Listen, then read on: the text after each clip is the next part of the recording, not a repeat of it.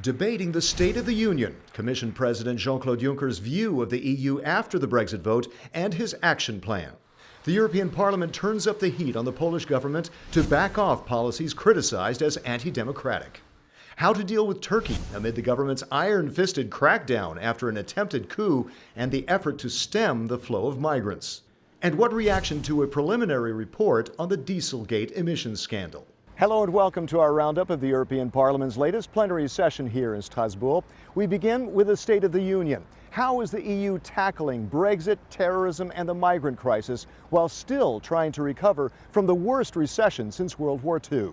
European Commission President Jean-Claude Juncker called on the Parliament to improve the lives of Europeans as the best way to fight back against populism.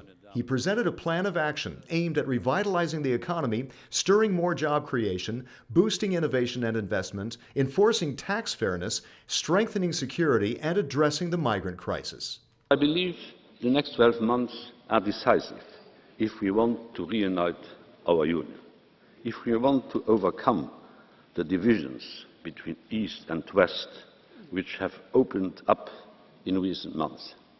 If we want to show that we can be fast and decisive on things that really matter. EPP Group Chairman Manfred lent his full support for Juncker's plan, and he added a plea. Die Bitte, hört auf zu streiten. Schluss mit billigem Populismus. Übernehmt endlich Verantwortung für das, was ihr für Europa zu leisten habt. Next, Poland, and a new push for the government there to respect EU principles. The clock is ticking. The Warsaw government faces a deadline next month. For the second time this year, the European Parliament approved a motion calling on the Polish government to repeal hardline policies on the media, justice, and civil service that have caused hundreds of people to lose their jobs. It calls on Poland to address those concerns by next month. Dariusz Rosati is a former Polish foreign minister and a member of the EPP group. The government doesn't follow the policy priorities as defined within the European Union, for instance, the policy, migration policy or innovation policy. If this is not followed and the government will prefer its own individual goals to be financed, then this money may not be disbursed again. So this is a real risk that Poland will not lose only friends and influence, but also money. Parliament's motion also criticizes the Polish government's decision to allow large-scale logging in the Białowieża forest, an internationally protected woodland covering nearly 20% of the country. We turn to the EU's troubled relations with Turkey. How to deal with a government that's crushing its political dissent while it's helping to control migrant flows to Europe. The EU's approach, dialogue as well as pressure on the government of President Recep Tayyip Erdogan to observe the rule of law in the wake of a coup attempt. The government has arrested or detained tens of thousands of people allegedly linked to the coup. High Representative Federica Mogherini explained the EU position to MEPs.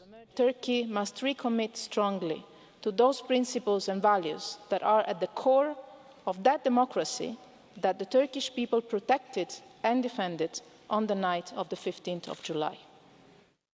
The rule of law, freedoms, pluralism, including also the rights that are at the core of any democracy, including the guarantee of everybody to the right to a fair trial. The EPP Group's Manfred also underlined the need for Turkey to respect democracy. We will have a close look on what is going on, what will be the development in Turkey for the next month, and we will combine this with the ongoing discussions about visa-free traveling. They can only expect from our side, let me say, a positive signal if they deliver on the fundamental principles of democracy and rule of law. President Erdogan has threatened to back out of the deal with the EU to control the migrant flows unless the EU approves visa-free travel for Turkish citizens. Elmar Brok of the EPP Group chairs the Foreign Affairs Committee. He called for understanding of Turkey's situation and its role in the region, but also backed monitoring civil rights there. Wir brauchen die Türkei für den Friedensprozess in Syrien, wie wir Iran und Saudi-Arabien dafür brauchen. Und das sollten wir nicht zerstören. Das ist ein wichtiges Land in dieser Frage, wie wir wissen. Und wir brauchen dieses Land im Kampf der Lösung der Flüchtlingsprobleme.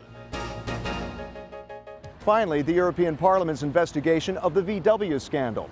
MEPs approved a preliminary report amid debate over just who was to blame for a controversy that shook the industry. Dubbed Dieselgate, it broke out in the U.S., where Volkswagen was found to have used devices that cheated on emissions tests for its diesel cars. Debate during Parliament's investigation has centered on who was asleep at the wheel, allowing VW to get away with it for years. Pablo Zalba Bidegain is the EPP Group's co-rapporteur on the interim report. The investigation should focus on the role of the European Commission, on the role of member states, because so far it seems that we are in face of a systemic failure. Also, we need to analyze what is the role of the European Parliament, and we didn't push the Commission and the Council to be stronger with this kind of legislation. That's it for now from the Strasbourg session. See you next week in Brussels. And find out more about the activities of the largest political force in Parliament by checking eppgroup.eu. Thanks for watching.